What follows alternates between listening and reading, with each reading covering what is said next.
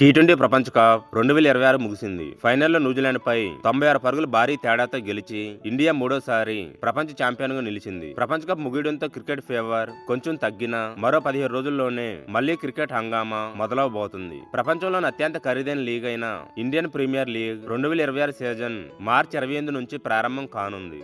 వీడియోను చూసే ముందు చిన్న రిక్వెస్ట్ అండి, వీడియోను లైక్ చేసి మీ సపోర్ట్ ని తెలియజేయండి. మొదటిసారి మన ఛానల్ ని చూస్తున్నట్లయితే సబ్స్క్రైబ్ చేసుకుని పక్కనే ఉన్న బెల్ ఐకాన్ ని ఆన్ చేసుకోండి.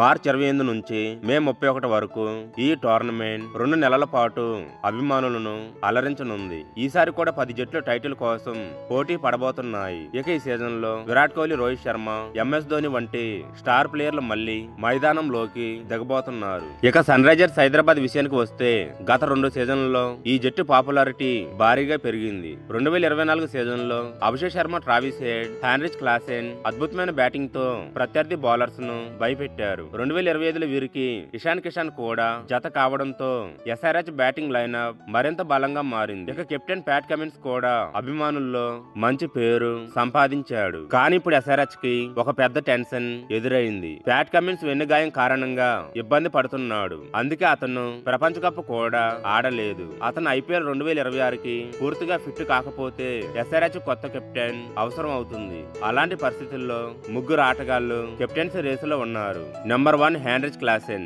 అతని అనుభవం జట్టుకు ఉపయోగపడవచ్చు. Number 2 Travis Head, aggressive player కావడంతో పాటు మ్యాచ్ విన్నర్ కూడా. నెంబర్ 3 ఇషాన్ కిషాన్, అతనికి కెప్టెన్సీ అనుభవం కూడా ఉంది. ఇషాన్ కిషాన్ గతంలో సయ్యద్ ముస్తక్ అలీ ట్రోఫీలో జార్ఖండ్ జట్టును టైటిల్ గెలిపించాడు. అలాగే అండర్-19 ప్రపంచ కప్ లో కూడా టీమిండియా కెప్టెన్ గా పనిచేశాడు. అందుకే ప్యాట్ కమిన్స్ ఐపీఎల్ 2026కు దూరం అయితే ఎస్ఆర్హెచ్ కెప్టెన్ గా ఇషాన్ కిషాన్ సరైన ఎంపిక అవుతాడని అభిమానులు చెబుతున్నారు. మరి మీ అభిప్రాయం ఏమిటి?